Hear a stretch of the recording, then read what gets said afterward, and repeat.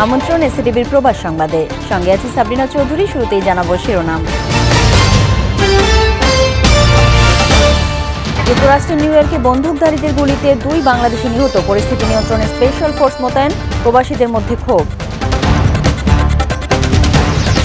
হজ করার আগে অনুমতি নেওয়াকে বাধ্যতামূলক করেছে সৌদি সরকারের হজ ও ওমরা মন্ত্রণালয়। নিতে হবে হজ ভিসা, নিজ নিজ দেশে আগেই করতে হবে রেজিস্ট্রেশন। এপ্রিলের প্রথম 26 দিনে দেশে এসেছে 168 কোটি 9 লাখ মার্কিন ডলারের রেমিটেন্স। মার্চের তুলনায় বেড়েছে $5.5 কোটি।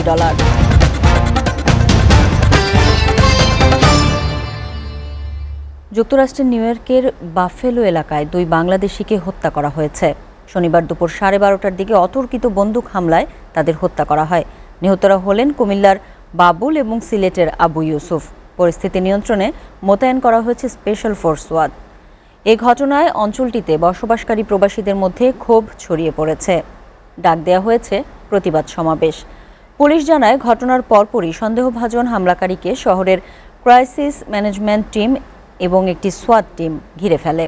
দেশটির সংবাদ মাধ্যম জানিয়েছে, 100 জেনার স্ট্রিটে শনিবার দুপুর 12:30টায় 2 ব্যক্তিকে গুলি করা হয়। এর পরপরই ঘটনাস্থলে ছুটে যায় পুলিশের সোয়াট ইউনিট। পরে তারা দুজনের মৃত্যুর বিষয়টি নিশ্চিত করে। এ ঘটনায় ভুক্তভোগী এবং অপরাধীর বিষয়ে কিছুই জানা যায়নি। 2টি AMR অ্যাম্বুলেন্স সহ 1 ডজনেরও বেশি জরুরি যানকে ঘটনাস্থলের কাছে দেখা গেছে। পবিত্র হজ পালন করার ক্ষেত্রে অনুমতি নেওয়াকে বাধ্যতামূলক ঘোষণা করেছে সৌদি সরকার। এজন্য হজ ভিসা নিতে হবে এবং নিজ নিজ দেশের সরকারের মাধ্যমে রেজিস্ট্রেশন করতে হবে।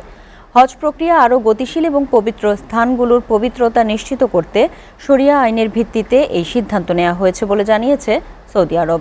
সৌদির হজ ও ওমরাহ মন্ত্রণালয় জানিয়েছে, সৌদি আরবের সর্বোচ্চ ধর্মীয় সংস্থা সিনিয়র কাউন্সিল অফ ওলামা মতামত দিয়েছে, যারা অনুমতি ছাড়া হজ করতে যাবেন তাদেরকে হজ করার সুযোগ দেয়া হবে না।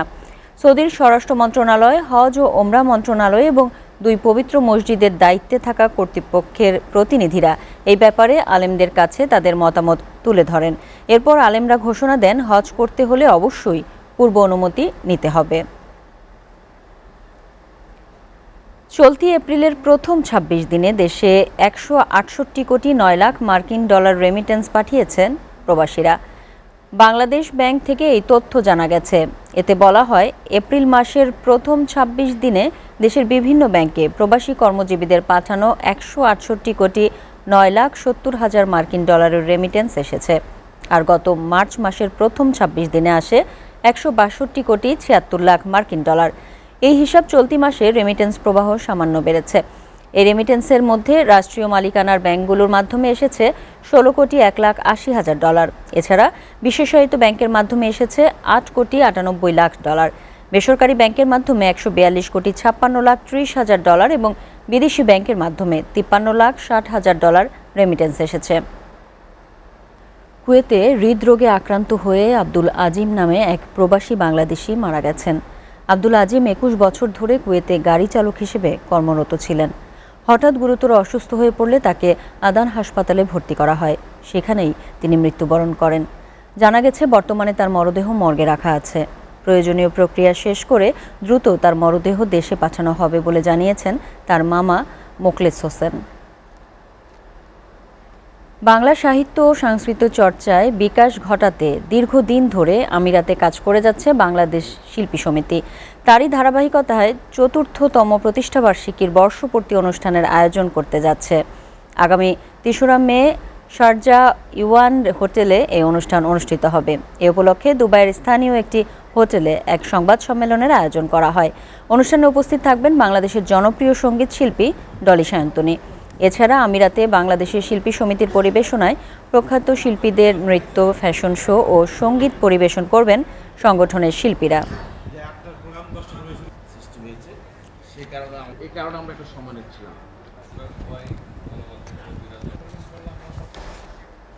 এসিটিভির প্রবাস সংবাদ শেষ করার আগে শিরোনামগুলো জানাবো আরেকবার। যুক্তরাষ্ট্রের নিউ ইয়র্কে বন্দুকধারীদের গুলিতে 2 বাংলাদেশি নিহত। পরিস্থিতি নিয়ন্ত্রণে স্পেশাল ফোর্স মোতায়েন, প্রবাসীদের মধ্যে ক্ষোভ। হজ করার আগে অনুমতি নেয়াকে বাধ্যতামূলক করেছে সৌদি সরকারের হজ ও ওমরা মন্ত্রণালয়। নিতে হবে হজ ভিসা, নিজ নিজ দেশে আগেই করতে হবে রেজিস্ট্রেশন। এপ্রিলের প্রথম ২৬ দিনে দেশে এসেছে ১৬৮ কোটি ৯ লাখ মার্কিন ডলারের রেমিটেন্স। মার্চের তুলনায় বেড়েছে $৫.৫ কোটি।